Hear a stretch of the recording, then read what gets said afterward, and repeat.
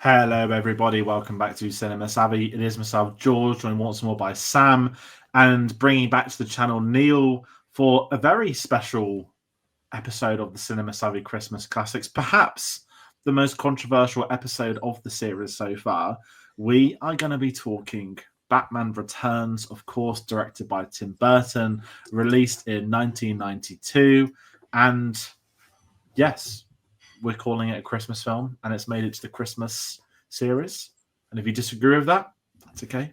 Comment that. We're going to have that conversation, and then we're going to have a lovely conversation about this film, about Christmas, and maybe some other wild things that we don't know where this is going to go to. But first of all, how are we all doing today? Good. Very well. Very well. I had forgotten how much of a Christmas film this was until watching it, and was like, "Oh yeah, of course!" Like, how would I think that it wasn't? Yeah, lots of gags. Just so much. There's just so much. There's so much with this film. So I'm very happy to be talking about it. And it is basically my favorite movie of all time. So always happy to talk about it. At some point, we're going to talk about the origin of how today's episode happened. Like, we will get there because that was a story in itself. And Neil, you're the first guest on this series. This is only technically episode 7, so it's not been too long in terms of running. But it has been 2 people essentially chatting about Christmas films so far. So we could never have done this without you, if I'm being honest. And we'll actually get into that too as to why. But I'm going to put you on the spot first of all, as we do with a lot of our sort of shows and whatnot. This is the first time on the Christmas series, so I'm going to really go in. Your favourite Christmas film as a child and as an adult, because we know there's 2 differences for everyone. And I don't know if that's bamboozled you. This and this. No, Home Alone is a favourite from when I was a kid. I would probably say Home Alone from when I was a kid, and this now. Excellent. And sorry to put another question on you. Yeah. Just to settle a debate from previously in the last few weeks on this channel, Home Alone or Elf? Oh, Home Alone. Thank you. Cannot stand Elf. George is keeping a tally. Thank you. Now. Yep. Sorry. If Tate, we'll bring up on Love Actually with Tate. And yeah, that's a conversation. That's a great way to plug the Mount Rushmore of Cinema Savvy films, not Cinema Savvy films, Christmas films, because there was as Sky Sports would put, heated discussion, which I laughed when someone said that more people would like Elf than Home Alone. Profoundly disagreed. There's probably like a generational gap there, I bet. I think Ren said it nicer. Ren basically said, if you ask 95 people, what would be on your 4? I said, they'll say Home Alone. Tate said Elf. And Ren very politely said, if you ask 95 of people who have both, 95 of them are probably going to say Home Alone. And Ren doesn't actually prefer Home Alone to Elf. So it was settled in a very nice way. As a little detractor. That's my new go-to, Home Alone or Elf. I absolutely hate Elf, if I'm honest. Yeah, I've never been a massive fan of Will Ferrell. So it's the ultimate Will Ferrell film. Very hit or miss. Will Ferrell is either the most hilarious man in the room, or he's the most unfunniest. And I love a lot of his SNL stuff. Yes, and there's a couple of his films that I really enjoy. And then I just have never vibed with Elf. Maybe it'll break through for me in the future. Maybe if we do that for the channel at some point, who knows? But yeah, Home for now versus Elf. Macaulay Culkin just laying traps for Will Ferrell to just die in. That's really that would probably be a role that he would be good at, to be like the criminal in a Home Alone type setting. I feel like that would work really well. But I feel like when he's the lead in a situation like Elf, it just becomes a bit too much for me. I'm like, I need you in smaller doses. Step Brothers meets Home Alone. I'd pay to watch that. Literally those 2 together, just trying to steal from a child. That would be perfect. Yeah. Yeah, sorry to detract from Batman Returns. People at home, comment your thoughts on Batman Returns. I have controversial choice, but we're going to talk about as to why this episode came to be. And I'll even do that before I give... let's do the letterbox synopsis first. So, as we love doing with this series, we read the lovely, over-lengthy letterbox synopsises. Thankfully, this one's not too bad. So, Batman must face the Penguin, a sewer-dwelling gang leader intent on being accepted into Gotham society. Meanwhile, another Gotham resident finds herself transformed into Catwoman and is out for revenge. ... Fair. It's nice. IMDb ones are overdone, so I like Letterboxd. Every time IMDb is a weird one. I feel like it's very rare that an IMDb synopsis is the actual official synopsis, which I feel like it should be. Yeah, that would make like they use the official posters, but they don't do the official synopsis. They just have their own version, and sometimes it's 2 paragraphs, sometimes it's 5 words. Exactly. It's weird. But yeah, it's at least this one tells you what's going to happen because I've had IMDb get that wrong before. But talking of how this happened, before we get to memories of this film, Neil, we've got you on for this episode. I want to be a bit more open. People might be watching at home as to why we're talking Batman Returns today, and maybe not. Maybe we'll talk about some more Tim Burton films later, maybe. But me and Sam were out planning this series, and we knew at this point we were doing 5 films for this year. We're now doing 6. And we kind of said, didn't we? This episode is dropping on Friday the 13th, which is great because we're getting a Friday the 13th in December in the lead to Christmas. So there was no horror films we'd locked in, but we did say we'd love an alternate Christmas film. And it first began as a conversation of, is there a film maybe 1 or 2 of us haven't seen that we want to talk about? I know we just did Miracle on 34th Street, which is a really lovely discussion, the original 47 version. And we're talking about Nightmare Before Christmas because it's the whole, is it a Christmas film? Is it a Halloween film? Blah, blah, blah, blah, blah. We had a bit of a back and forth because I was gunning for Black Christmas because I thought, okay, that's a horror film. It's Friday the 13th. But at the same time, I think we just mutually agreed that it just, for now, wasn't really the right fit with the rest of the films that we were doing. Yeah. But you never know for the future. But I think I haven't seen Nightmare Before Christmas. And I think George was like, okay, well, it could be a good opportunity. And then I was just like, just on the off chance, just looking at whatever other alternatives, just on the off chance that we could talk about another. And that's when I mentioned Batman Returns. And then George's face lit up and was like, okay, well, that sells it. We have to get Neil on because whichever one we do, he will absolutely 100% do no matter what. So it was just down to those 2, wasn't it, George? And then I think as we were talking, I literally sent him a text. It was like, you messaged me, didn't you? It was like, I think it literally might have been, hey, really random one. We're just doing a Christmas film series, and I wouldn't like to get you on for an episode. ... But the episode you get to decide what we're doing, and the episode's either Nightmare Before Christmas or Batman Returns. Which I'm pretty sure my response said something like, are you asking me to pick between my favorite children? Because literally, like you are literally talking about like my favorite film of all time and the film whose music I got married to. So, which is exactly what I said to Sam, because obviously to plug the Mount Rushmore stuff more, we did the great Tim Burton one before Beetlejuice, and spoiler alert, Nightmare Before Christmas made it on, even though he didn't direct it. We sort of come to that locked in discussion on such a difficult one. This is there. And it led to tonight's episode happening, which is great. I'm glad to get you on. This is the first guest on the Christmas series. It's not a major deal having a guest on. It's still quite new because it was so last minute last year. This year we planned a little bit more, and we're hoping that by doing an alternate Christmas film, we just get to sort of switch things up a bit. It's Friday the 13th. We're talking Tim Burton. We're doing Goths. We're doing his version of Christmas. There's going to be someone riled up somewhere. But if we even go to our history with this, because I'm Neil, I'll save you to last with this.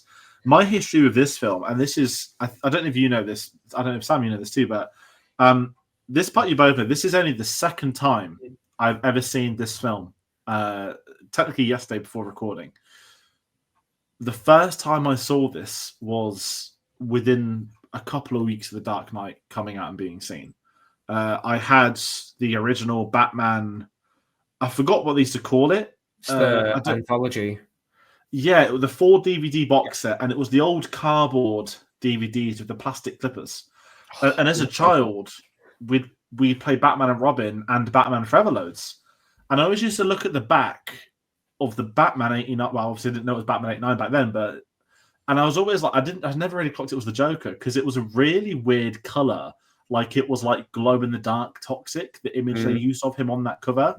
And I was not creeped out. I just never watched it. And then after The Dark Knight, I'm starting to get, The Dark Knight's the film I said before is the film that made me want to watch film, do more film stuff. And I guess by default, maybe these were the first 2 that really kickstarted that was, I'm going to go and watch the other Batman films I haven't seen because I love the 60s one, I love the Jim Carrey one, and I love the Mr. Freeze one. And then I got to witness both of them probably back to back. And I'll be truthfully honest, I didn't dislike it. I didn't love it, but I liked it. But I gravitated to 89 so much, I've always ended up watching Batman 89. And I guess because there's not continuity, but there's Batman 89 then Returns. Yeah. Because it's not a trilogy, I just for some reason never like watched them back to back. Yeah. I could randomly put one on, and I've never really had urges to go back to Returns, which is really unfair because I have been wanting to watch it for a while.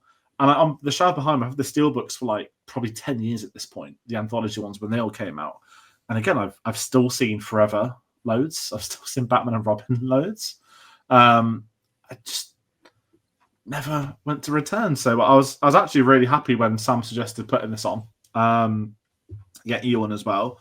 But that's my history with this film. And I know we'll talk about a couple of characters later, but it was really interesting watching it now compared to all those years ago. Yeah, I bet. Yeah, my history is somewhat similar to yours, George. Again, it might just be kind of, very similar in age, but I think having an older sister, again, I don't know who really introduced, these films to me, whether it was my sister or my dad, but it was the one where didn't own them at all, but if they were on TV, we'd most likely watch them. The most dissimilar thing is that I don't think I've actually ever watched the 89 film all the way through, ever. Wow. I've not vibed with it, and I don't know what it is. It doesn't capture me. Whereas this film always kind of has. It scared me as a kid. I bet. And I think there's some very obvious reasons to why it does that. But I mean, I always vibed way more with Forever and Batman and Robin, and I unashamed to say that Batman and Robin is my favorite Batman film. It's my favorite piece of Batman media. I love it so much. But Batman Returns has always been the second slot. Like Forever to me doesn't feel as great or as like a fully loaded Batman film compared to Batman Returns. Although I will say I have one criticism about this film, which I'll talk about later, which I kind of never really thought about before. But I was like, oh, okay, never really thought about that before. But yeah, so I've never owned the film, and because of that, I've not watched it all the way through in a good, I want to say 12, 13 years. It's definitely since, I think high school was the last time I saw it. But I did own, and I brought up before about the poster, when Top Man used to do a bunch of printed T-shirts, and I had the cinema poster thing where in New York, and there's like a yellow cab in front, and it's like an iconic picture, and I had that T-shirt for a long time, to the point where it did get a bit warped, and it's like, oh, it just doesn't actually look like a rectangle anymore. It looks like some weird random shape. So but I think visually this film is just so good, and so yeah. I immediately was like, once I realized, oh yeah, we actually could talk about it, I was like, yeah, we need to, and I'm going to watch this, and it's going to be great. So for me, so this came out in 1992, so I was only 7, and it was a 15 when it came out, so I didn't see it at the cinema. I had seen 89 on VHS, and so similar experience. I had to wait for this to be out on VHS. That's a videotape for those of you who are too young to remember. I have owned this on VHS. I've owned it on DVD and Blu-ray and now 4K, and I will own it on whatever comes next, and I will wear it out every time. So I had to wait, and I can't actually remember what time of year this film came out.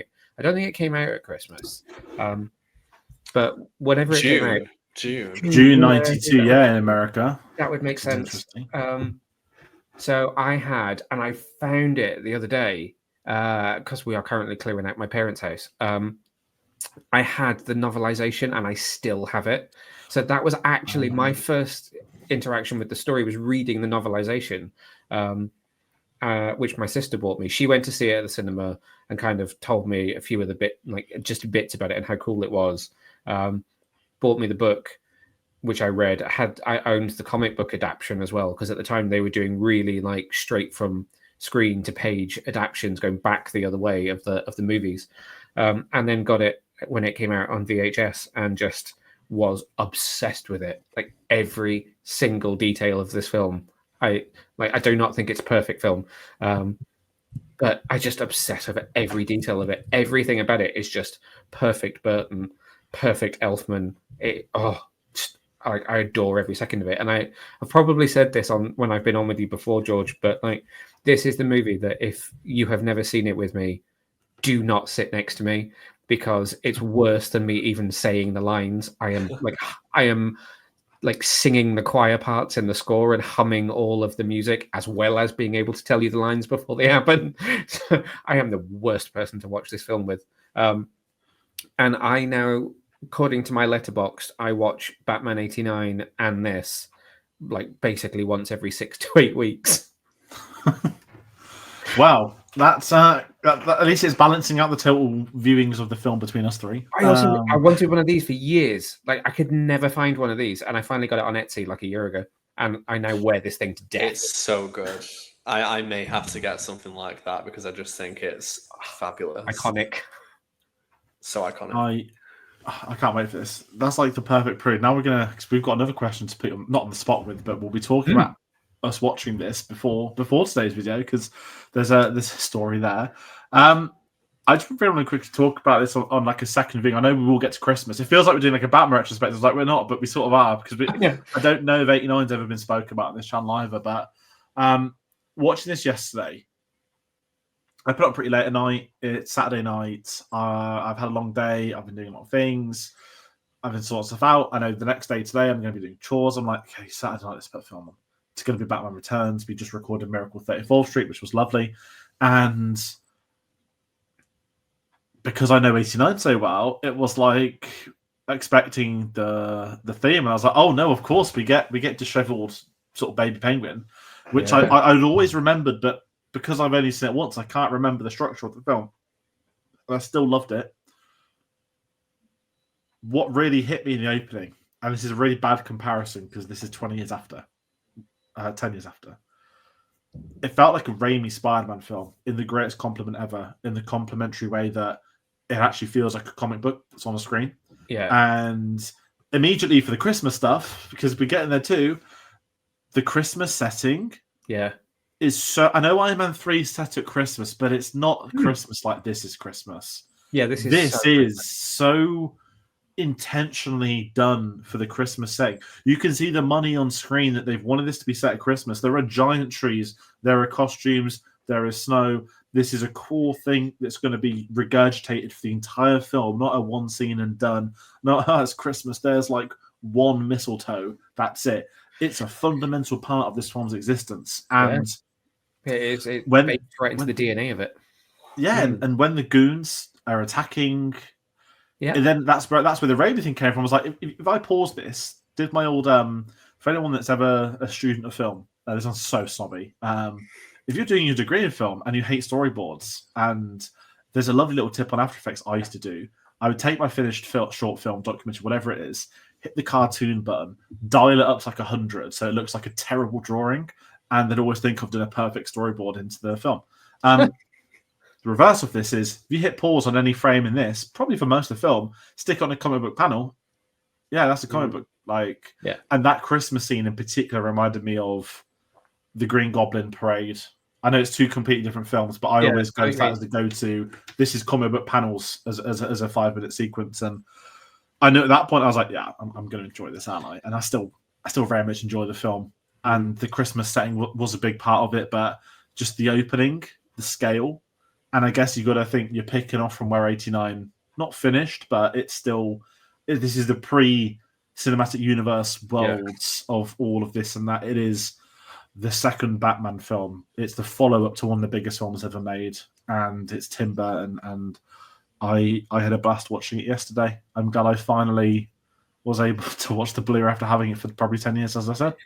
I was going to say, I know we mentioned this in the Home Alone one, and I still think this film would have been really successful without the Christmas setting, but it's like what we said with Home Alone, like that could have been done at any time of the year, really. Yeah. A family goes away, leaves the kid, but the Christmas setting just adds a totally different layer, which makes it much more unique. And this is the exact same for this film. Like, superhero films are always led by kind of the grandeur of the superhero themselves, of the villains, and everything that surrounds that. So adding a seasonal element just does something, which I don't think some other superhero films could get away with. But I think at this time in kind of film history, especially when superhero films aren't the norm, Yeah. I think it stood out. And I think that's a why, unique- that's why it has such a strong legacy compared to so many of its contemporaries and kind of more recent superhero films, I think. I think it's underrated with a lot of fans as well. A lot of people who are a bit more on the purist side don't like it as much as 89 because, and Burton himself will tell you, he was less interested in telling another Batman story, and that's why Penguin and Catwoman are so in the forefront, and Batman's almost a secondary character to them because he, to get into the, to actually make another film, to get himself excited to do it and to want to do it, he needed to do something different, and he felt that was not telling another straight up Batman story. That was finding other characters that he felt he could connect with, which is why they're so in the forefront of the whole thing, which I think again gives it a bit of a unique selling point as well as the Christmas setting. That's my only criticism, really, is the fact that Batman's not in it as much. I never realized that as a kid, but I feel like it hurts it a bit, but it also really helps it because for the average person, they know who Batman is. Yeah. I don't personally need to see Batman go through a whole big emotional thing or all this and that. I kind of want to see, if I was going to pick up a random comic with Batman in, what could he be in? It's this story with the Penguin and Catwoman. And so even though I'd still criticize it because I would have liked to have seen more, I like that it's done because it helps their characters as well as some of the other characters in the film too. But it's really interesting knowing that background. And maybe my appreciation of kind of how this film has been done would help if I'd had a better knowledge of 89. Maybe that's what will happen. It would be interesting. Like, I would imagine if you were making those now, if 89 had been made a couple of years ago and this was them making a sequel, you just know that they would have made more of a big deal about any hangover from the Joker into this film. And I don't know why Kim Basinger never came back. I don't know if there was ever any talk of her coming back as Vicky Vale, but there would obviously be more to that than just, I used to date a girl called Vicky, she's almost like a passing reference in this film. Which I think, George, kind of speaks to your point of it. You almost don't think of them as being two films that are in any way. It's almost just Michael Keaton is Batman in two completely different films. And when they're grouped with Forever and Robin, it's that, there's 4 different films, but 2 of them are Michael Keaton, and it's the one with the Joker, the one with the Penguin, the one with Riddler, the one with Mr. Freeze, and I think that works for Batman as an entity, and it maybe doesn't work as well today in the modern we have cinematic universes around every corner. But when they've acknowledged it as the Batman anthology series for an eternity now, it kind of works in their favor that, hey, it's a Batman film, and it's going to be different to Christian Bale, it's going to be different to Affleck, it's going to be different to Pattinson. And I think with this one, if we start sort of, before we even get into the other stuff, I want to ask you about your cinema screening this week. So this was on at the Prince Charles, and I'm guessing, was it on as part of Christmas season for them? Because it's not an anniversary, it's 32 years old. I guess it was, They didn't make a big deal of it being part of anything, really. Okay. How did that go for people at home? God, do you know what? So there's 2 really sad things. One was what happened right before the incident I will talk about. The other was this was the first time I'd ever seen it in 35mm. I've only ever seen it being shown digitally more because I was too young to see it at the cinema at the time. So this was my first time seeing this film in 35mm. So I'm like, oh my God, I'm seeing an original reel from 1992. So sit down, packed house. So I'm like, awesome. Batman is bringing in the crowd. Upstairs in the Prince Charles, which is my favorite of those 2 screens. Film starts, nice and crackly. There's a bit of dust in there. It sounds great. It sounds old, which makes me feel old. It looks classic. It looks great on big screen. Catwoman does her whole hell here thing, and I'm like, yes, I'm loving this. And then I suddenly realized there was one major edit to this film when it was released in 1992, which is now in all of the Blu-rays and DVDs, but was never in even on the VHS in the UK, which is when she blows up Shrek's department store. In the UK theatrical cut, you see her bust open like a panel in the wall and break the gas line, and then the next moment you really connect with that, she's back flipping away from it and it blows up. But in the original edit, she takes a handful of aerosol canisters, puts them in the microwave, and turns the microwave on. But that actual shot was taken out theatrically in the UK because they thought we'd all watch it and try and blow up microwaves. So I literally just, as she put the costume on for the first time, and she does the scene where she takes out the guy that's mugging a lady in the street, my brain went, oh my God, I wonder if this is a UK reel or is this a US reel? And I was then like, aerosol or no aerosol, what's it going to be? And then she backflips out of that scene, and I'm like, cool, we're getting to the moment when that's going to happen. Suddenly, we are like half an hour later in the film, and I'm like, well, for a minute, my brain, it took me a split second to catch up, and I was like, this doesn't happen in this order. And all of a sudden, they kidnapped the Ice Princess. She's fallen out with Penguin. Her costume's disheveled, and she's talking about having been killed twice already that day. And I'm like, no, this is not right. And yeah, it transpires that they had put together the reels wrongly. So we get through 20 minutes of the wrong bit of the film, and then all of a sudden, Bruce Wayne's talking about going to Shrek's masquerade ball that night, and it hops back to him first meeting Selina. And I'm like, okay. And it was only then that they put the lights on and someone came in and said, yeah, we're really sorry. We put the reels together as 1, 2, 3, 5, 4, 6. Oh my God. And so they basically what they said was, it'll now jump backwards and give you the section that you've missed. Feel free to stay and watch it. But if you want to leave, we're going to give everyone a free ticket to another film. And half the room did actually get up and leave, which I thought was quite sad. I stuck it out because I was like, I just need to see the whole film. I can at least say I have seen the whole film in 35mm, even if I saw it in the wrong order. So it was weird. It was weird.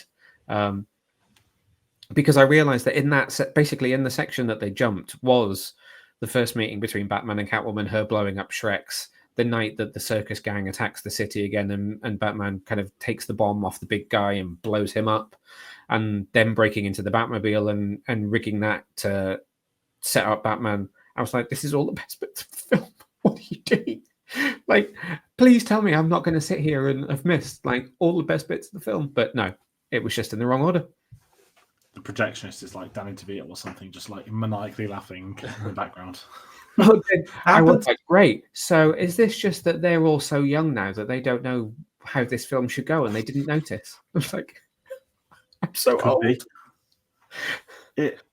I'd imagine it's probably not the first time a projectionist has done that. And they're probably banking on the fact that, I mean, imagine that was the first ever time you're watching Batman Returns as well. Like, but that was the thing when they put the lights on. There was and they came in and kind of said everything. There was you could hear people were like, "Oh my God, I never noticed." It's like, how did you not notice? Like, literally, like he'd never met Catwoman, and then they're talking to each other like, "Oh yeah." It's fair. If it happens, I want to bring that up, not to put it on the spot, but I know how excited you were when we were playing this video. You're like, "I'm seeing it on the Thursday, we'll record after," and I was like, "Great, we get to talk about the cinema experience." And but I mean, fair play to them, because I was thinking about it, and it would have been so disruptive to have if they'd realized, gone, let's stop it, fast forward it, play you the bit that's supposed to go, stop it, go back, play you that bit, stop it, jump it, play the end. So they had like it was either interrupt it a whole bunch of times or just let it go the way it was. Yeah, I get that. It's one of them. It can happen. And for anyone that's ever been to Prince Charles Cinema, it is amazing. It's a wonderful cinema.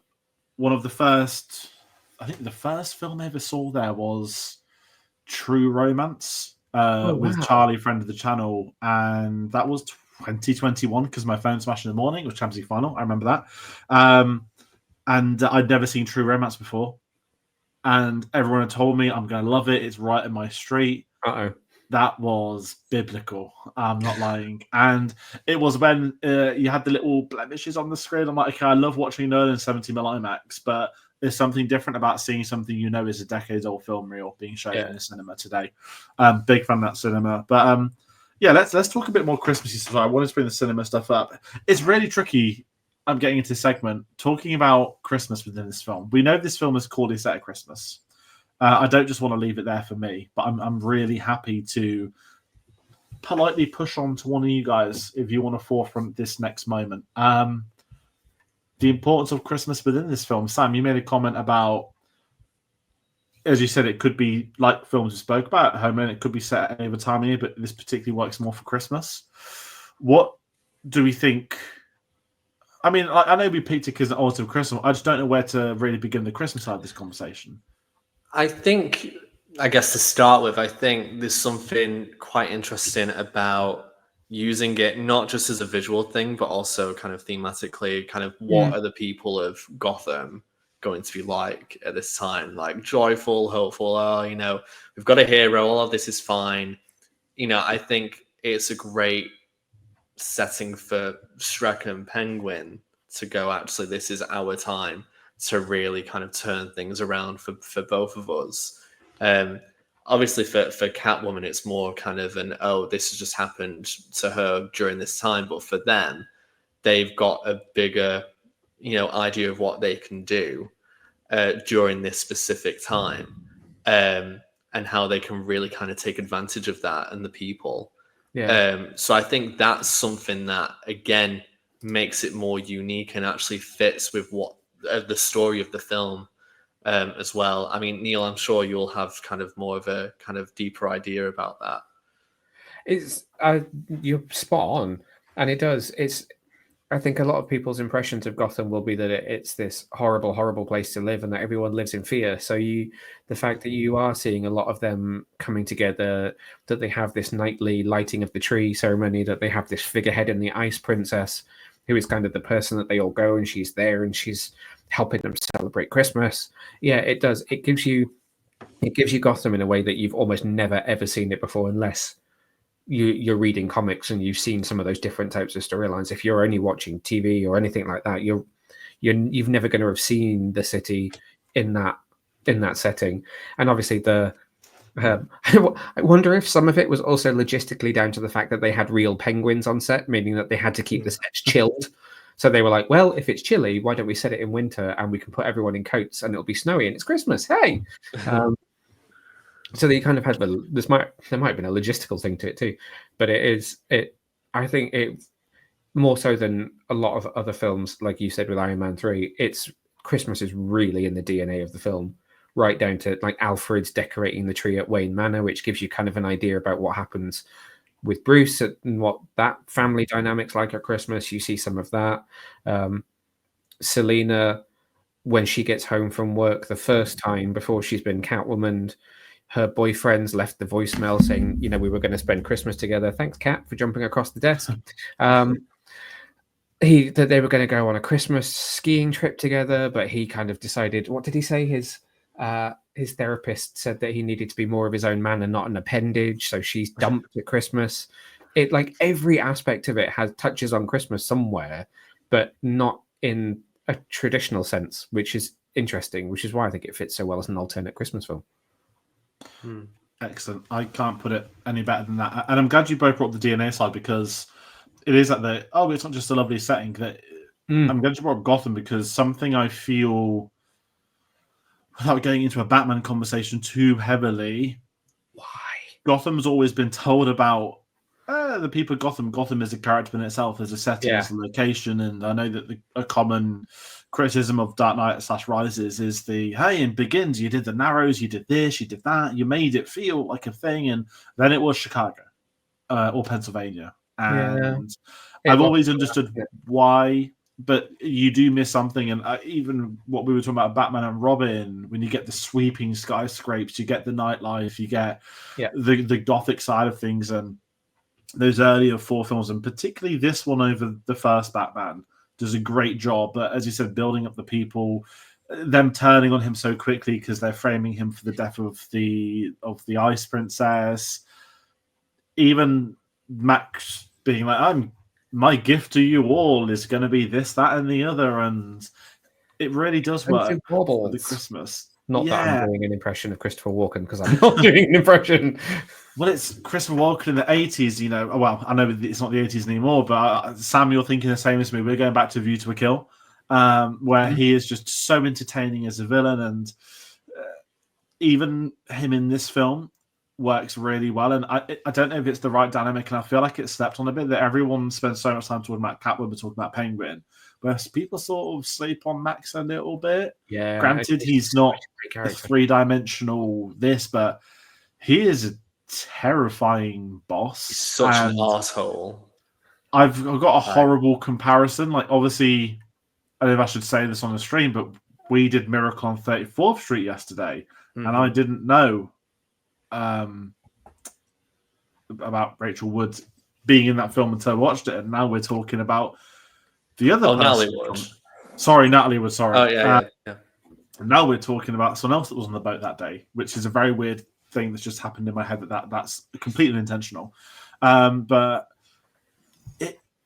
I love Gotham for me. I don't think the film would work any other time of year, but I just think there's something as well as story thematic. There's something visually better about this. It really separates it. And Neil, you mentioned reading comics earlier. I don't have the comic history you do, but even for me, it's like when I used to read comics, I never really the Long Halloween's the obvious one.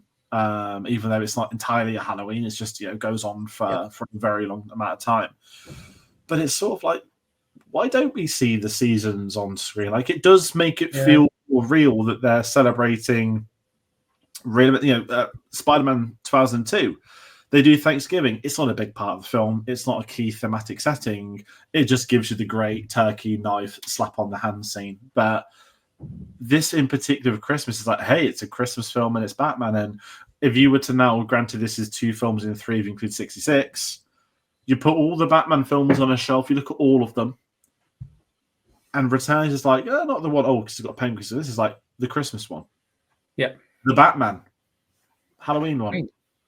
And I feel it adds to the experience and to the, I don't want to call it a franchise, that sounds so corporate, but I feel it works so well. It's Christmas. And it's not made a deal of being a Christmas film by the film. It's like, haha, this is a Batman film at Christmas time. It's like, no, this is the Batman sequel. It just so happens to be set during Christmas. And I think it works for that too. Yeah.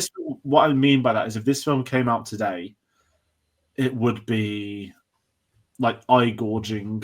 The entirety of marketing would be parody Christmas stuff. It would be so far, so extreme. It'd probably be quite, not like unenthusiastic, but you'd be a bit zoned out. Whereas they've released this in June. Die Hard was released in July, both Christmas films. And where I'm kind of going with that, it had a really good point. It's just sort of escaped my mind, but I think it leaves a lasting legacy with this film, if I'm honest. And I think for Tim Burton, we're talking a bit about the Tim Burton Christmas trilogy, but it looks not like, it looks like a Tim Burton film. It's the umbrella, it's the giant duck, it's all of these, and you bring the snow and the environment into it, and the humongous Christmas tree where all the bats are going to come out of it, and seeing the Wayne Manor gigantic tree versus other trees. Also, I think you've got the right director to have done a Batman film at Christmas time, if that's the right way of saying it. And the goons, the villain designs, I love all of it. The penguins with the rockets on the poster, amazing. There are some really, really gorgeous matte paintings in this as well. Like the cityscape. There's a couple of times the cityscape is just a gorgeous matte painting. But even the shot where the penguin for Mayor Banner's first drop from the campaign office, the street is elongated using a matte painting. And it is it's exquisite. It's so beautiful. And the miniature that they used for the Gotham Zoo as well, for the kind of sweeping shot where you fly through the zoo, that all being, I mean, I don't understand why people don't still use miniatures, because they just look incredible compared to some of the completely CGI created landscapes. But it's just a beautiful film to look at and to listen to. But I could talk about that score for days on end. I was just going to say, you were talking about Max Schreck being a little bit overlooked. There's a book, I've not read it yet, called Batman Resurrection by John Jackson Miller that's just come out. It's available in hardcover, but it's a novel set between 89 and Returns, which fleshes out, it's on my Christmas list. It fleshes out some of the story between those two films, and apparently Max Schreck is a kind of a factor in that, and there is a bit more context around who he is and where he is in the power structure of Gotham between those two films. Nice. And am I right in saying at one point one of the ideas was that Harvey Dent was going to be not Yes. Max Schreck, but I feel like I've seen online at some point over the years that the whole electrocution would have been the Harvey Dent origin. Oh, interesting. Am I right in saying That's not that? one I'd seen. They had always meant for, I'm going to say Lando Calrissian to come back and actually live that out. They've done that in a comic book using his likeness. But that would be interesting. That's one of my favorite goofs from the film. If you watch that scene closely, after she kisses him and the explosions all start, there's a wide shot where you can see the two stunt doubles stepping out of the way as the explosions all kick off. Nice. I could give you so many completely random tiny details from this film. That's good. Well, please because do. It's obviously something we're not as familiar with. So it's like Max we don't Schreck, get to talk about it often. Do we know why Max Schreck is called Max Schreck? I mean, Shrek wasn't around then. The Shrek I'm thinking of, so no, I don't. So Max Schreck was the name of the actor from Nosferatu, which Tim Burton is a massive fan of. Max Schreck was the actor in Nosferatu, so he was literally named after him. So it was kind of inspiring him as like a vampiric type character. That's a good one. One that I always tell people to watch out for, which I'm going to presume it's not accidental and is a sign of just the minute detail. When Selena is trashing her apartment and everything's all pink and fluffy and she's spray painting it, she whips open her wardrobe and there's like a pink t-shirt with kittens on it that she's spray painting. But if you look really closely, the hanger that it's on has got penguins on it. It's got little penguins. Oh. And I was like, that's intentional. That's intentional. So Tim Burton seems like the type that he's very detail orientated. Like, like I know you've been to the. Actually, here's a great question because I'm looking at going the Tim Burton exhibition. Yep. Is there anything for Batman Returns? Yeah, Catwoman's costume's there. It's the second time I've ever seen it in person, and it's looking a bit ropey now. Bless her, it is fallen apart, but she is there. It's the only thing. There's no batsuit or anything there, but her one of her screen used Catwoman costumes is there, and it's quite a sight to see it. Nice. I don't want to get into a Catwoman conversation about this, but sorry, it's going way off track. So a bit of history of this, not why I've avoided this film, but Michelle Pfeiffer's Catwoman. Yep. One of the most iconic images in all the cinema. That's pretty fair to say, right? 30 pushes Definitely, later. That costume. I had this real weird, not me being a weird thing at Comic-Con. Whenever at conventions, I've got really careful how I say this. The groups I would hang out with would be the groups that attend these conventions invited by the convention organizers, like droid builders, you get charity group, costume groups, like that. The one thing I always was flabbergasted by, and these aren't the people I know, these aren't my friends, the amount of creeps whenever they would see someone dressed up as Michelle Pfeiffer's Catwoman. Completely off topic, I know, but I kind of wanted to chat about this. I don't know if it's just me, but I once went to a convention and Pam Anderson was there, and the type of guys that were like foaming at the mouth being near her were a demographic that would have been teenagers back in the 90s when Baywatch was on, right? And I've always felt like the same of seeing that at Comic Cons, and I always felt a bit sorry because you have these amazing people dressed up as Catwoman in the most amazing costumes, and you could just tell they were creeps asking for photos, getting a bit too excited, and probably not the thing to bring up in here, but it's just something that this costume, for some reason, as amazing as it is now, brings me like negative connotations thanks to creeps that take the other end of it, and I'd be doing him a disservice. This person's not a creep. Paul, we brought up Batman Returns on the Mount Rushmore video, and he called it one of the horniest films he's ever seen, and he loves it for that. And it is. Like, it really fucking is in this. Like, I did not expect it to be as vulgar as it is. Hyper sexualized version of that character. I mean, I guess part of that is the costume, but part of it, I guess, is she doesn't go quite as method as Halle Berry. She's not like licking catnip and crawling around on all fours, but I guess some of that is like finding the inner confidence of a cat in a way, because there's lots of kind of arguments about how he approached Catwoman, because that's not a comic book origin for her. She isn't necessarily someone who has meta-human powers, so you would not expect her to get thrown out of a building and survive and potentially have some sort of powers. But there is also an argument that it's like a version of her that's almost like a powered version from the comics, but Tim Burton doesn't read comic books, so that's not a thing he would take inspiration from. But yeah, there is something about how she dug into finding a way of being cat-like that I think makes it hypersexualized in a way. Which is probably slightly unavoidable given the costume anyway. Yeah, I just think, I don't think it can be overstated, understated, anything about the importance of this version of the character and about this performance. I mean, there's so many reasons why Michelle Pfeiffer and this version of Catwoman is usually the first thing that's spoken about in reference to this movie. It's why the amount of drag artists who are inspired by Catwoman, who've done made outfits like hers, who've done spoken word performances to the dialogue that Michelle Pfeiffer says. My favorite line of dialogue in this film is, "How could you? I'm a woman." Like, I would randomly say that from time to time just because it's just so ingrained in my head. And the fact that Michelle Pfeiffer turns on a dime, like she can either go through so many emotions at once, or she will flip from one emotion to another in an instant.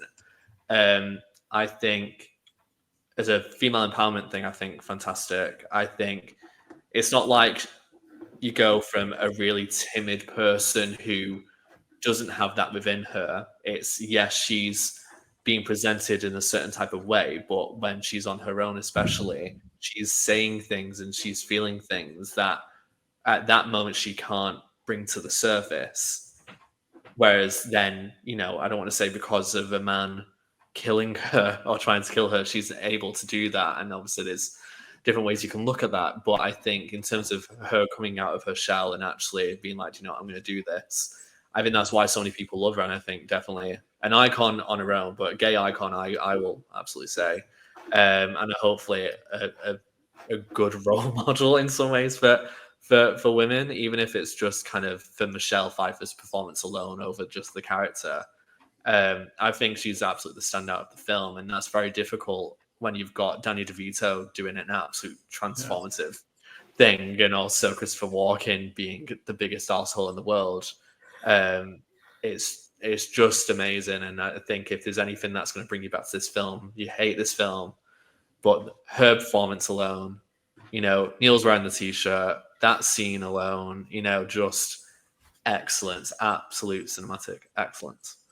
It's interesting that you mentioned that, because I watching it at the cinema, and I've never thought this before when watching it. And I do sometimes find this when I'm seeing something at the cinema that I've not seen for ages or have never seen on the big screen before. It's just seeing things slightly differently, almost like for the first time again. And some of that early stuff before she transforms, particularly like the scene where she gets home and she opens the door and she does the "Hi, honey, I'm home. Oh, I forgot I'm not married." You could, without the context of the rest of that film, if you're watching it for the first time, you could think, oh my God, a man wrote this and wrote the worst portrayal of a woman who survives purely through the fact that, she wishes she had a man. She needs a man in her life. She wants a relationship. And it for a minute, I was like, whoa, is this actually really the opposite of empowerment? And then she gets pushed out the window and she becomes Catwoman. You're like, no, it's actually just a really melodramatic way of doing it, of being like, here's one extreme, here is the total other extreme where she's now completely in control. And the one who you thought was going to be the most timid, tiny voice in the room is the one that's going to be she's going to be the one that kills you. It's like a physical performance that goes with that. Like, with I know it was in the documentary recently with Christopher Reeve. I knew that's where you were going to go just then. When he takes the glasses off and like his body moves. I know she doesn't get it in that respect, but you get to see how her physical performance alters after the accident. The confidence comes through, the voice. I know it's obvious to do here's the secretary that's maybe a bit too nosy now she's empowered, but it really works. It as safe as it is to say, it enhances Max as a terrible villain. That he would be willing to kill his secretary for finding out like this. Yeah. Alongside some of the other things. I love it for it. And I said that the film closes with the shot of her, which I think is a testament to her importance in it. At a time where it wasn't about sequel baiting and things such as that too. DVD, there is a bonus feature where you can see the original version of that shot, which was an animatronic head, and they were like, no, this doesn't work. We need to shoot it with a real person in costume. So it's literally like a dummy head that just goes bonk, and lifts up. That was going to be the shot, and they were like, no, it doesn't work. We need to use a real person. There you go. That's another tidbit of information for you. I was going to say as well, her emotional performance in the masquerade scene where she comes in and you can tell she's not right, but she's they're having that conversation about why are they there, and she says, I wish I could say that I was here for you, but I'm here for Max. And then she has the breakdown to the point where she pulls the gun out, and then the two of them realize who each other is just so good. Such a well act. She is incredible in that scene. I mean, so is his stoicness in that scene as well. Don't underestimate. Keaton almost takes a back seat, which, like we said, kind of Batman does in general in this film. But Keaton almost in that scene, you can feel him doing the quiet thing because he can tell that Michelle Pfeiffer is just cooking, and he's like, let's let this woman go, and I will just react to it. It's so the both of them are perfection in that scene.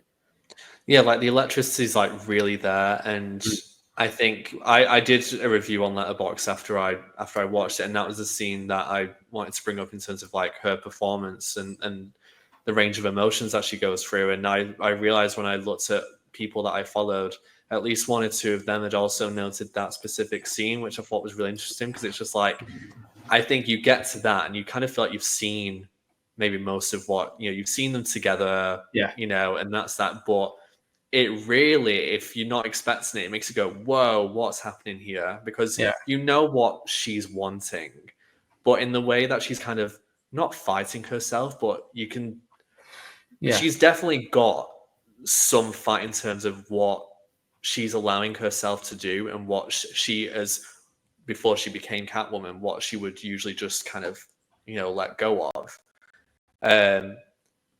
And it's just, I see her smile with tears, and all that, and it's just shit. This is mega. And even just being the only two people at a masquerade ball without masks. I love that. Even as a kid, I was like, I get it, because they're both not who they really are. Yeah. It's a scene that goes around a lot online, and I'm in the crowd that I really like Anne Hathaway as Catwoman. I really like Christian Bale as Batman. Very inspirational to that scene as well. Yeah. And I do somewhat agree. I don't think there's no chemistry, but I am with everyone that's it doesn't hold a candle to these two's chemistry, which I agree with. It's the weird thing about the line is how dare you like both scenes from both films? I'm like, but why? But it's a far more pivotal moment within the film. And obviously, even where that goes, and I've got to talk about it again, seeing it within context. The thing with this film, there are so many clips I've seen out of context over the last 15 years. Yeah. Obviously, this sounds like brain rot. Obviously, the penguin thrusting one is a meme that's used a lot. I'm sure we've all seen that online elsewhere. So even getting to he's took control of the car. That's where this meme comes from. And it's trying to not remember, but out of context, a lot of the film has cropped up, and behind the scenes, there are some very famous behind the scenes stories. I'm sure you're all aware of Aragorn breaking his toe in Lord of the Rings, and did you know that Catwoman whipped all four in the Masquerade? And if you haven't seen the clip, go watch the clip. It's incredible. But there's a reason. It's iconic in that way. And kind of where I want to go with this is, we've spoken a little bit about Tim Burton. I mentioned earlier we almost did Nightmare Before Christmas. There is an unofficial Tim Burton alternative Christmas trilogy. That's a mouthful. The three films in which was described, I was on Wikipedia when I found this little thing out, but I hadn't really clocked it in. Edward Scissorhands, Batman Returns, Nightmare Before Christmas. That's Tim Burton doing 3 Christmas films, all of which are alternative Christmas films. Now, technically, Charlie and the Chocolate Factory finishes at Christmas, but I'm not going to get into that. But it was just one of them I wanted to bring up, just out there, that as a director who I think has made 14, 15 films off the top of my head, maybe a couple more, maybe a couple less. So we've done 3 Christmas films and it not really being a thing, yet everyone is so clearly a Tim Burton film in its own like vision, its own direction. I'm kind of intrigued to see if he were to ever do another. And where I'm going with that, not to say this is a Tim Burton one, but no, actually that's a different conversation. I'll do that next bit after. But Sam, I know you've not seen Nightmare Before Christmas. I'd only recently seen Ed Scissorhands for the first time. Have both of you seen the other 2? Like for a really, really brief. Okay, Sam, no for neither. No. I've Neil, seen bits of both, but never the full films. I mean, Neil, I know you're a big fan. Not to plug that video, but the Yep. Edward Scissorhands theme, I believe, is a very important. Yeah, so Edward theme as well. Scissorhands theme was part of my wedding as well. So that those 3 films are basically how I think of my childhood through cinema. Basically, if you kind of sidestep like Teenage Mutant Ninja Turtles and Power Rangers, in terms of the ones that had the biggest impact on who I am, was Burton and Elfman as a duo, because I think each one of those are really, really standout Elfman soundtracks as well. Obviously, they've done so many films together, but if you were to name like 3, okay, people might go for 89 over Returns, but for me, Returns is so much more of an incredible film score. And then Edward Scissorhands is a classic, and Nightmare Before Christmas. They're 3. I mean, look at Danny Elfman. He's touring Nightmare Before Christmas every year at this time of year. You can see him play this in London every year.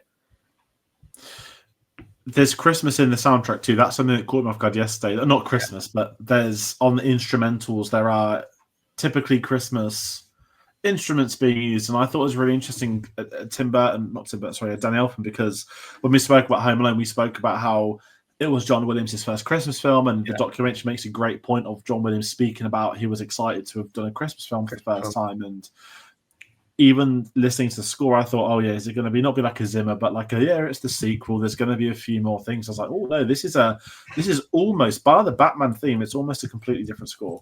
And I know you've got the Mondo version. That's something I see a lot online. And I remember it being one of the most like in-demand vinyls that Mondo made at their peak for when they were doing records, which I'm going to brought the soundtrack I'd have forgot to, but even that's Christmassy and fits within this Christmas conversation. I mean, if you hear him talk about it, and I think his opinions changed a bit over the years, but for a long time he used to say that in a way he almost felt like he kind of swamped the film with music. Like he felt it overpowered it to a certain degree. But I think that adds to the magic of it. Like, I think that whole gothic melodrama is amped up even more by the sheer, like, bonkersness of the music.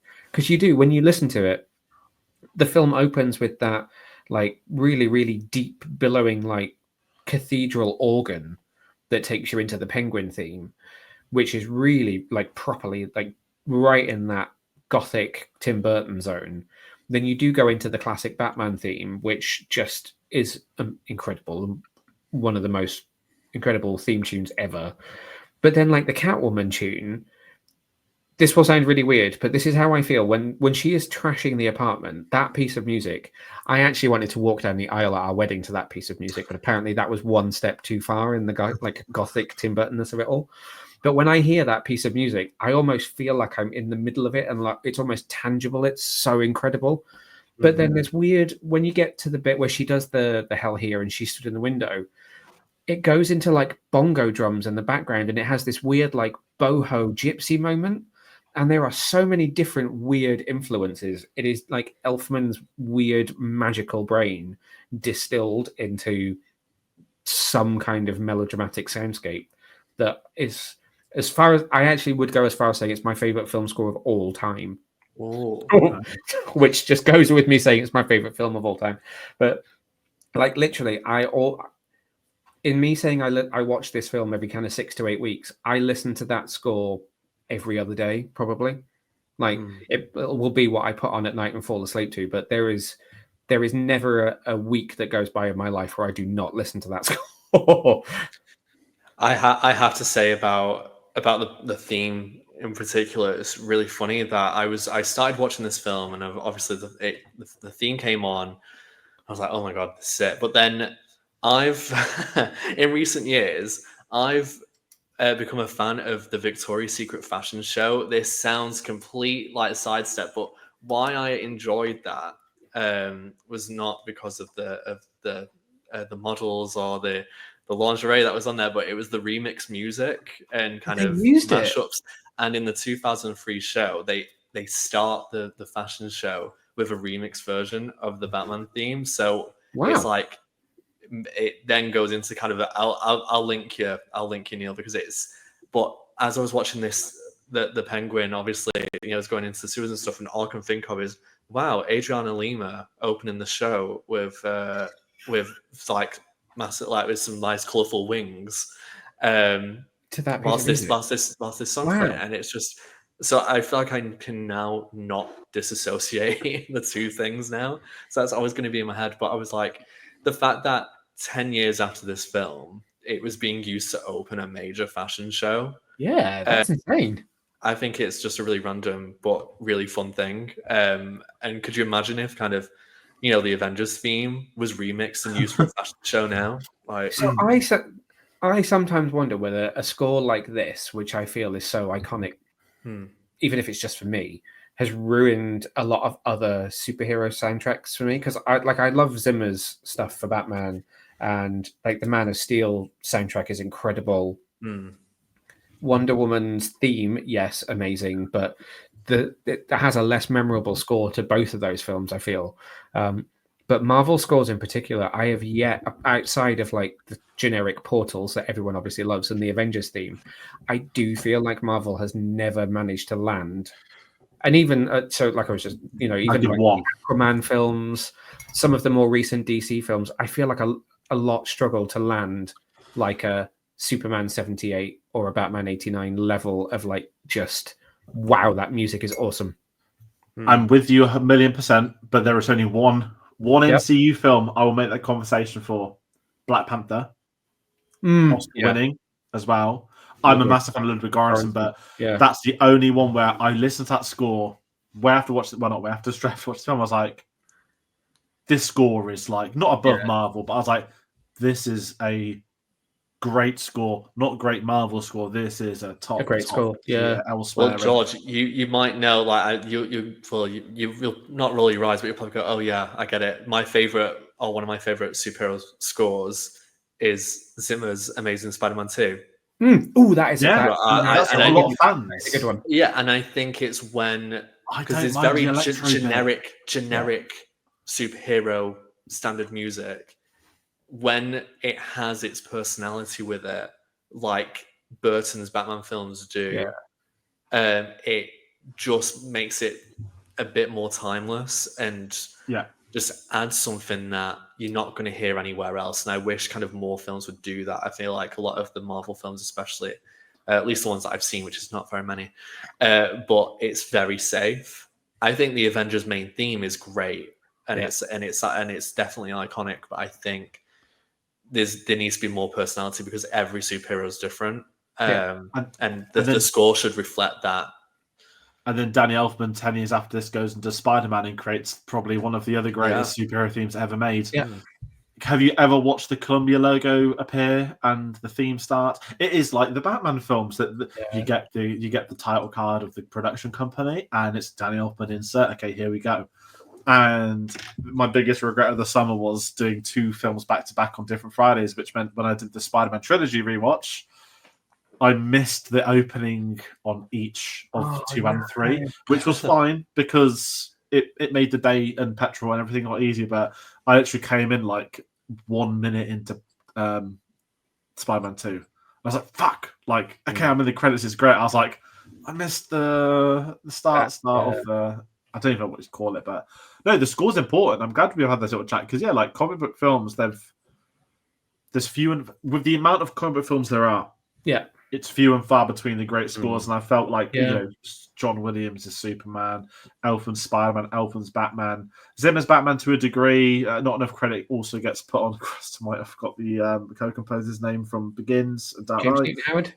James Newton Howard. That's embarrassing. I forgot them. Doesn't get enough credit. We know.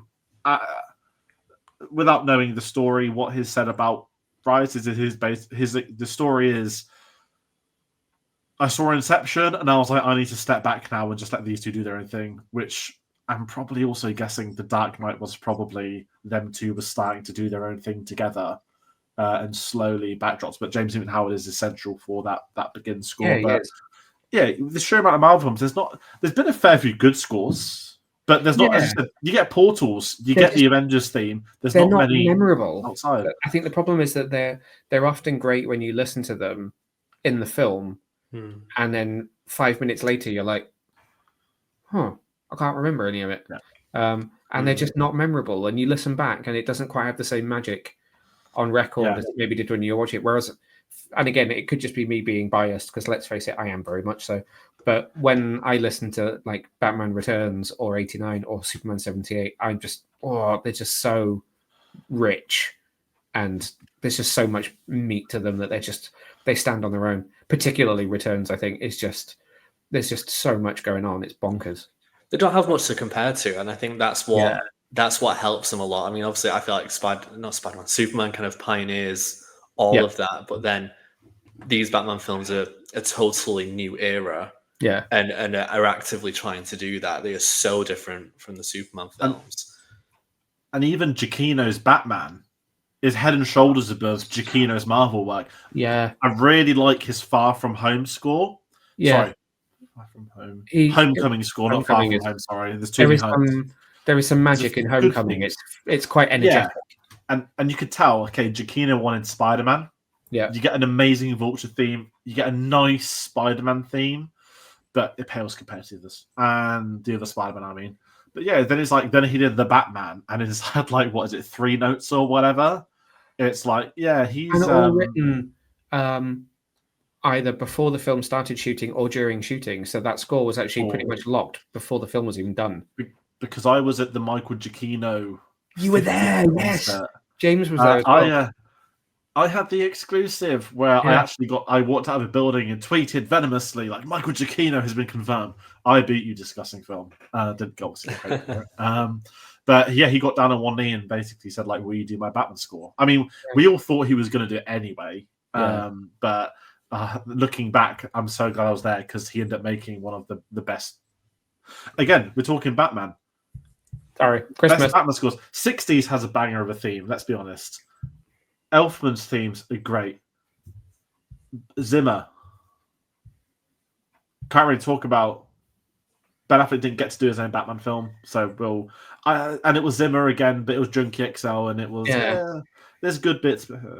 And then the Batman soundtrack, great. It's almost like that character has an elite tier of soundtracks. I know we've got animated as well. Well, again, I don't want to keep us on Batman, even though that may be my shtick. But you had Shirley Walker, who worked with Elfman on Batman the Animated Series, which is a great variation of the '89 theme for BTAS.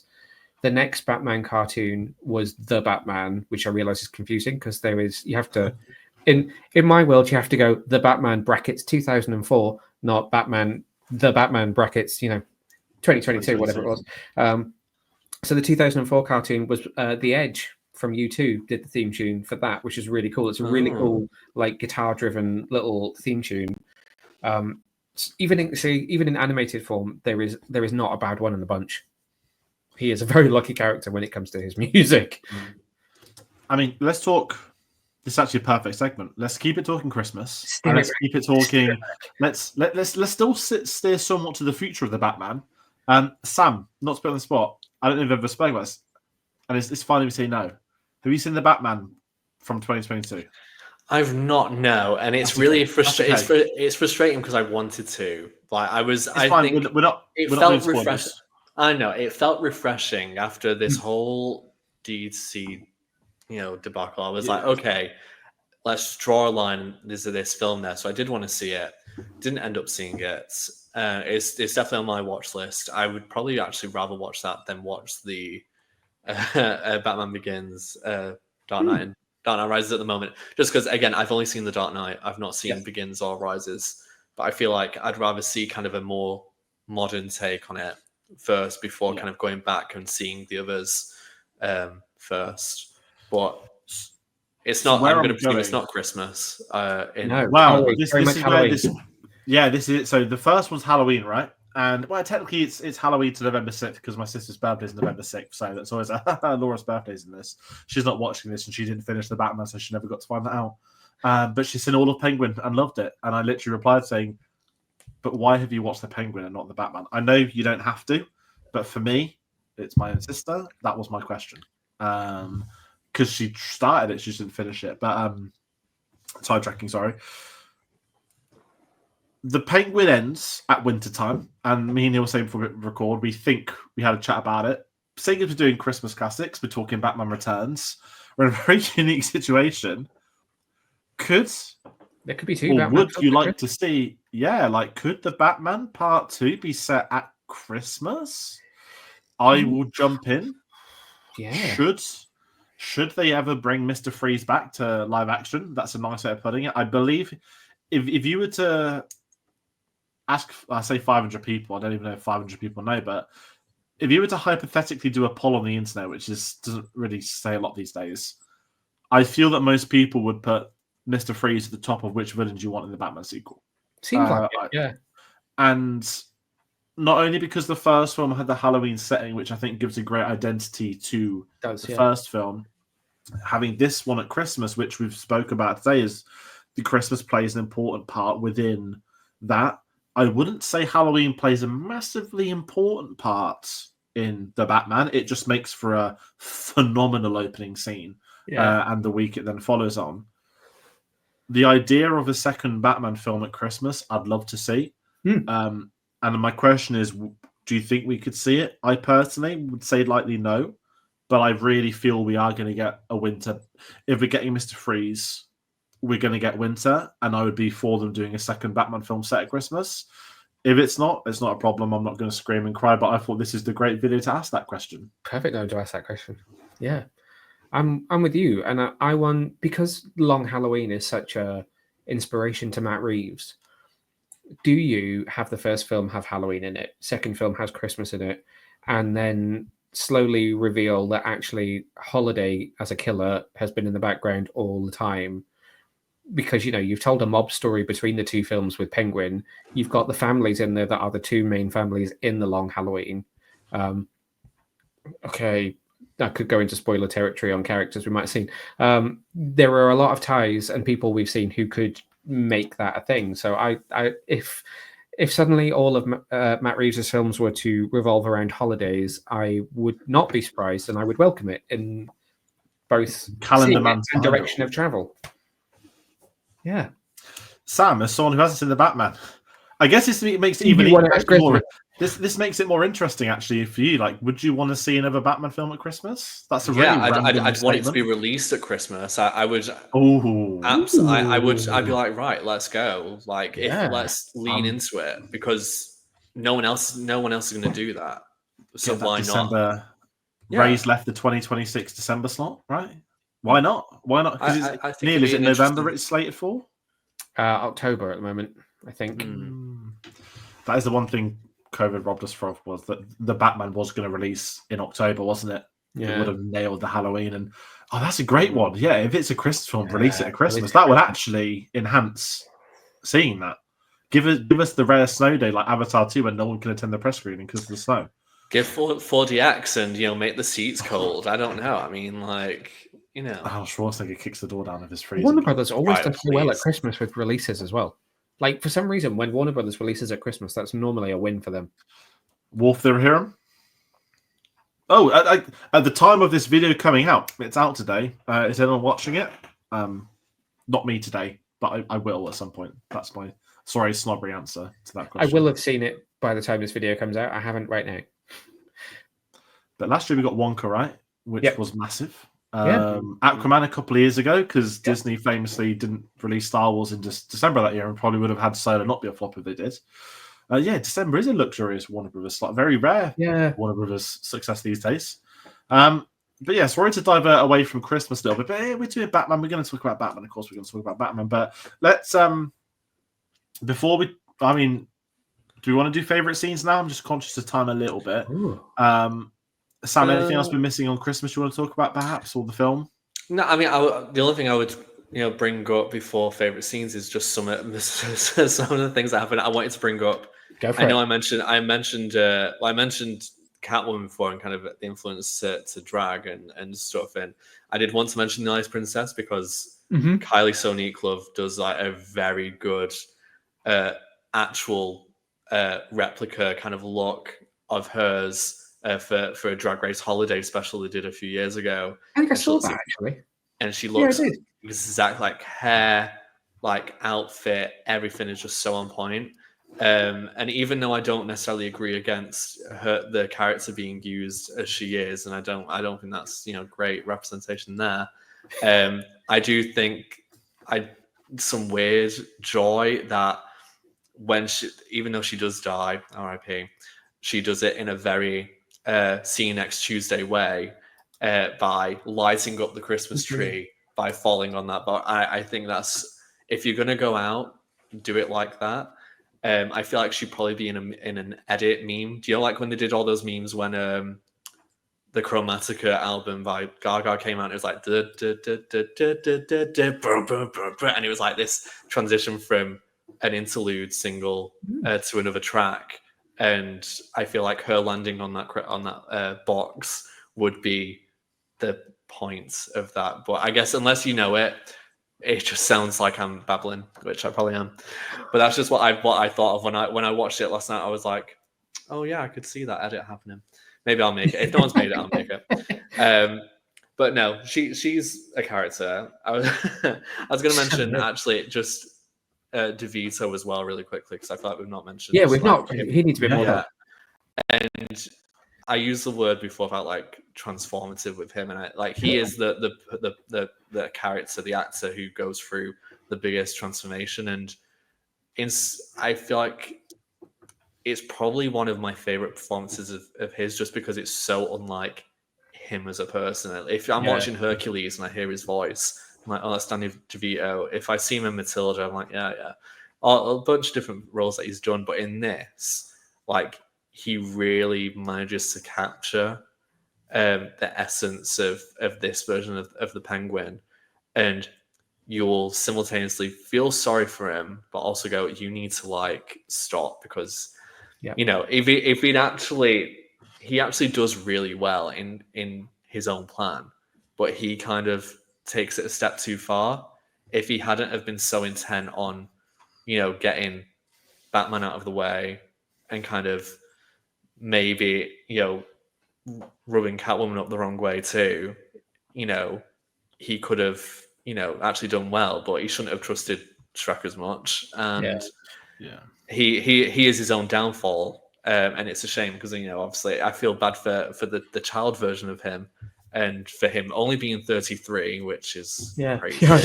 Really, like, makes me feel much better about myself. But yeah, I just wanted to say, what a great performance of his. I really, really loved it, and I think I see that last shot of him at the end really kind of gets me, and I don't know why, because I'm like, do you know what?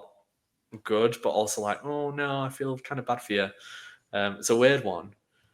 For a long time, I bought into what I'm sure is a myth, that the penguins that carry his body were like people in suits at the front and back. Yeah. And two real ones in the middle. Oh, but then I think this might actually only be four. Basically, there was a myth that was a mix of like a couple of real ones and a couple of not real ones, and that they actually like went along with it because they were so sad, which I find really heartbreaking. But then watching it the other day, I was like, I'm pretty sure none of those are a real penguin. No. There are real penguins in the film, but I'm pretty sure none of them pushed his body off into the water. But that scene is so heartbreaking. And again, that's another one where the music's just perfect in that moment. It just amps it up like perfectly. I've on the Danny DeVito discussion. So today I watched the 94 Miracle on 34th Street, and I was just sat there like, I watched Batman Returns yesterday. I watched Miracle on 34th Street today. And I'm like, am I going to end up rewatching Matilda? I feel like it's coming, but I don't. It's such a random side piece, sorry, but he's such a. What I love about Danny DeVito, and I can even give you a boring story. First red carpet I went to, Charlie can vouch for me on this. A royal red carpet, That's safety protocol. The Khyber has to empty before any royal family members can appear, just for various different, I guess, safety reasons, whatever.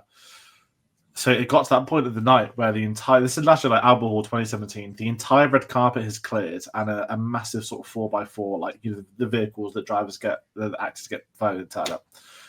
And I'm expecting, obviously, Will and Harry to walk out and the door opens, it's Danny DeVito, and it was just one of the greatest fucking moments of my life that you're expecting a royal family member, and someone even better turns up. I say even better, like, let's be honest, not leagues apart.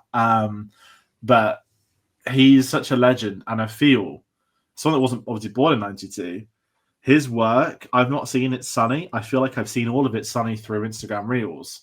It's Danny DeVito that they talk about 99% of the time, and I think he's one of my favorite ever actors that I've seen so little from. That's such a weird statement, but has anybody ever seen Danny DeVito pop up in any discussion ever and be like, no, I don't want to hear from this person? Like, him and Colin Farrell are on an interview show once.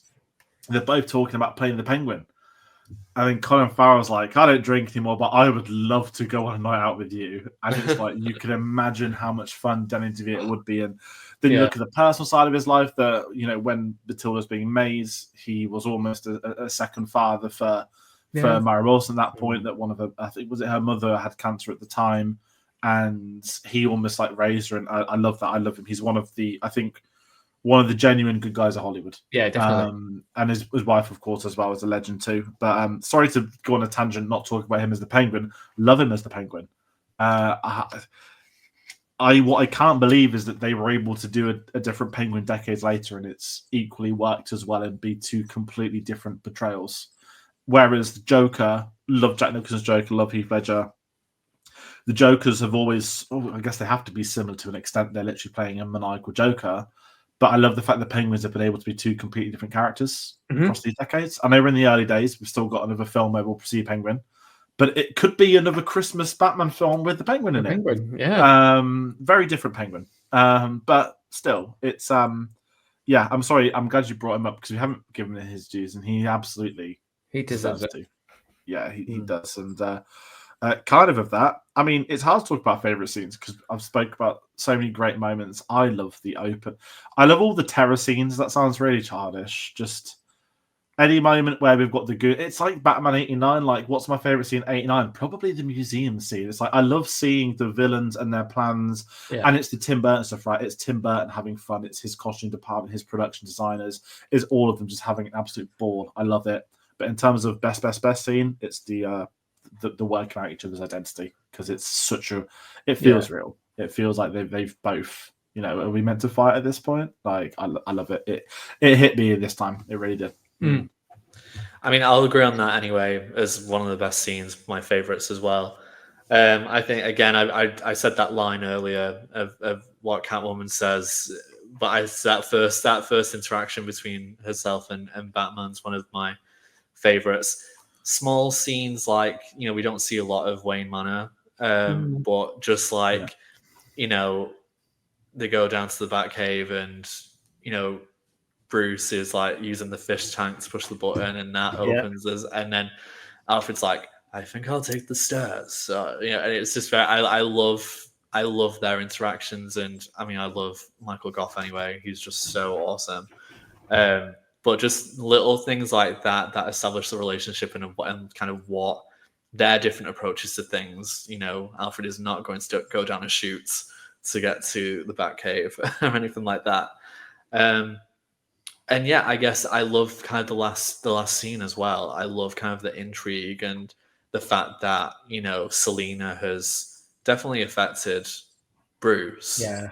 And, you know, he's going to move on and stuff, because that's what he is. It gives me somewhat Bond vibes a little bit, in terms of what you said earlier, George, about Vicky not coming back, and there's very little reference to her. It's very much like, this is someone who isn't meant to be alone, but his relationships are not going to be standard, we should say.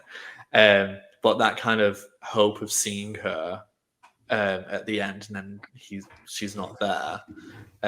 And of course, you know, Catwoman taking that final shot with the Batman symbol in the sky, I just think is a really nice way to end it, because it's kind of a bittersweet note.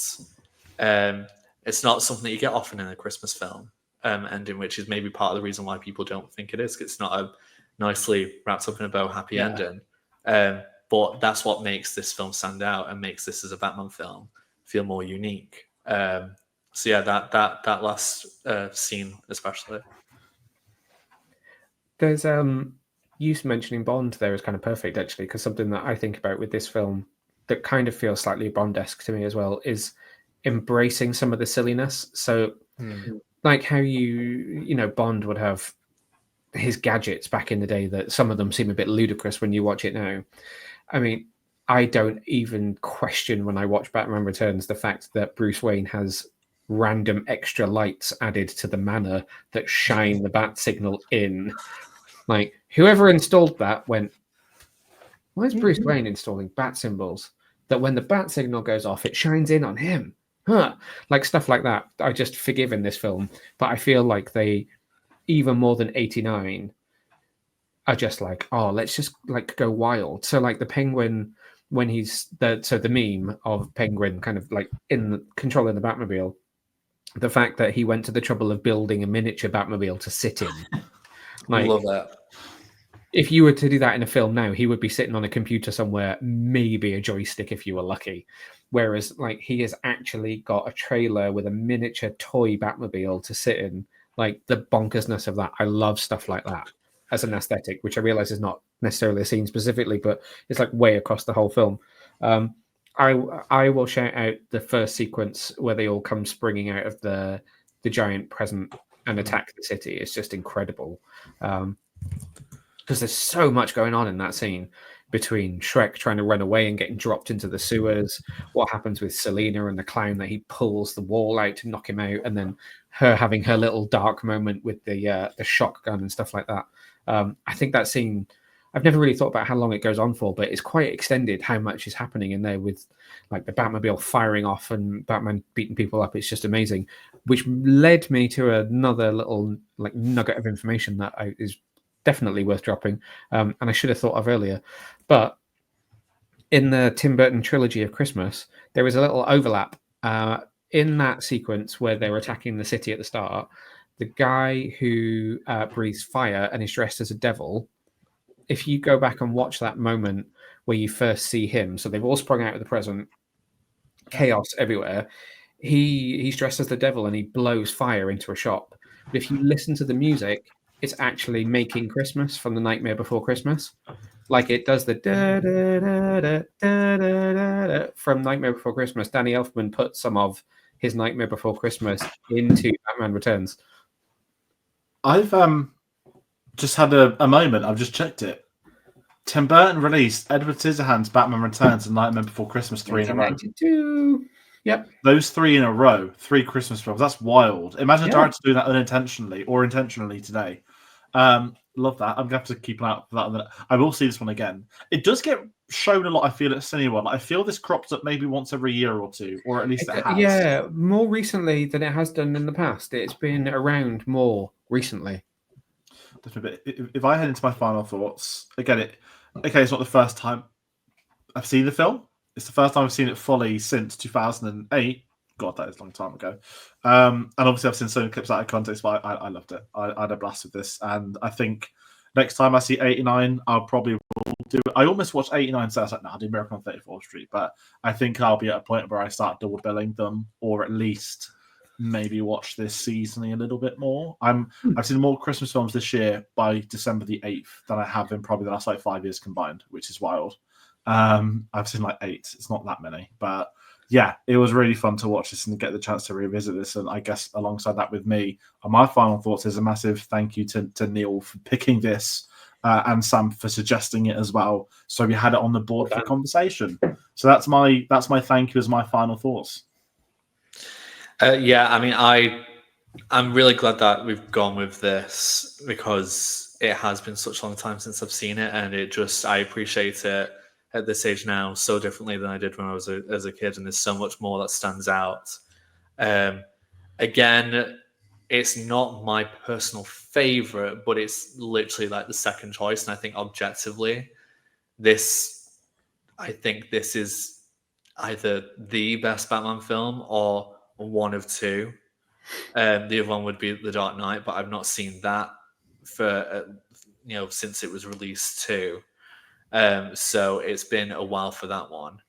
But I think there's very little that I see of this film that makes me go, oh, that's a bit of a choice. I like that it's not so serious in places, that it adds an element of camp, because I think no superhero film should be serious. I think you lose some of the entertainment and the joy of superheroes when you go down that route. That's why I haven't really engaged with a lot more of the serious films, and why Batman and Robin is my is my favorite. But I think this has a great balance of danger, of fun, and also unique style. And I think that's what these films in the 90s have, is such a style that can't be replicated, that if someone wanted to set films later down the line within this version of Batman's universe, I would love to see it. Because everything else since, for me, hasn't really held a candle into the style of what Burton originally did, and of course, what Joel Schumacher, took on as well. But yeah, I really love this film. If you've watched all of this video and you've not seen it, then go watch it. If you haven't seen it in a while, please do watch it again, and see what you can find out, and see if there's anything that even Neil hasn't spotted, which I'm sure won't be the case, because I'm sure Neil knows every single element. Yeah, it's a bit unfortunate, really. I think I know this film inside out, but I would love to be surprised by something. Hey, I was surprised by watching it not in chronological order. So, that's the first time this film surprised me in a long, long time. What else can I say about it? Thanks for giving me the opportunity to talk about it. I haven't talked about it for 72 hours since I saw it. I probably won't watch it again for at least another couple of days, maybe. This film just means so much to me. Like, there aren't really words to explain how much this film means to me, to be honest. That's fair. Well, it's amazing we've got you on for this, because it's not just having Neil on to talk about Batman, also having to talk about Christmas. It's a film that's personal to you. And when we did without getting too personal, when we did the Tim Burton video, I think it was the chat after we ended the stream where I was finding out more about the wedding, and I was like, well, I got lucky getting you on the video, but I'm sort of gutted I didn't get you on. But I appreciate personal stuff doesn't always need to come into videos and things, but I'm glad we got you on for this, and that we're able to give you the choice. Because imagine if we did do Nightmare Before Christmas, you just basically come on like, well, I wish I was doing Batman Returns instead. We'd have been like, okay, we could have. So yeah. We'd have had so much to talk about with Nightmare Before Christmas as well. Maybe next year. That's it, isn't it? It's a nice little series, because we get to do. We're doing 6 this year. We did 4 last year. We like doing the alternative Christmas picks. We like doing classics. Sam, did we say we got like a 90s that's unofficially become a thing? 90s, noughties. We've done a balance. That's the nicer word, isn't it? Yeah. This year, with Golden Age of Hollywood picks. So it's I'm trying to think of the words we used last episode to describe it, but it's like a podcast that pops up for a month a year. It was said along those lines, and it sounded much better on the other video. But that's kind of what we're doing with this. So this will return in a couple of days. Thankfully, Friday the 13th, I hope it's all been okay for people at home. But on Tuesday the 17th, we're going to be talking about Love Actually. We'll have more details. That will go up on Tuesday. A film I've not seen that I have been told so many things about, especially in recent weeks.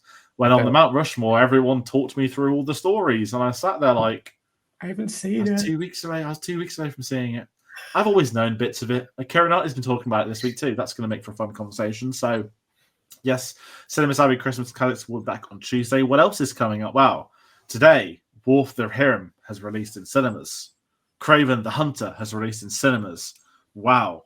Look how the mighty have fallen with Spunk and Lord of the Rings. I will see them at some point. I'm technically away for a few days, but I have access to computers and to internet and maybe a cinema trips. But I can't do both. So picking one of those two, it's like, would you rather lose your left hand or your right hand, I guess. So maybe there will be a review for those films. Who knows? But until then, if you want to find out what videos we're working on, get us on Facebook, Twitter, Instagram, Letterboxd, and Blue Sky now. All under our linktree.com/cinemasavvy. So check that out in the description. That's where we announce our videos. We drop clips from episodes and a load of other things. That's going to do it for today. Thank you both again for jumping on. I feel even more rude at Neil. I haven't got you to plug Get a Comic On. Please do. We have a lot going on. This has ended up being a really, really busy month for us, slightly unexpectedly. So I just dropped an interview with a lovely comic book writer called Tate Bromble. He is writing Batgirl for DC. We just did a deep dive on issue 2 of that, which is out now. People can listen to. I just recorded an interview with a writer called Jeremy Adams, who he was actually a writer and producer on Supernatural, the TV show, but works at DC Comics. He has a new Aquaman book launching in January, which I have seen, I have read. It's amazing. It's like, it is some of the most beautiful artwork in a modern comic book I've ever seen. So I've got an interview with him dropping in the next couple of weeks. We have 2 interviews coming this week from the War for the Rohirrim junket. We did that. So we have review and interviews going for that. And we're doing the Sonic 3 junket. So we have a bunch of interviews coming for Sonic 3 as well. So we are kind of slammed this month, but there is a lot going on. A lot of really exciting stuff. Excellent. Everybody, please follow Neil on there. As always, I'm so sorry I didn't get to plug that earlier. That just completely slipped my mind. It's not that I'm getting too regular for this. And you are bringing back the podcast at some point soon? We are. So, say that? Yeah, you can say that. We dropped the Tate Bromble interview came out as like a mini podcast to tide people over. There'll be a couple more little mini ones. And then the plan is we launch properly in the new year, possibly the first week of January, not confirmed yet, with like this is what we're looking forward to next year. And that will be us back properly. Very excited. Exciting. Be able to share that on our feeds as well, people. So please do follow Get Your Comic Con, follow Neil.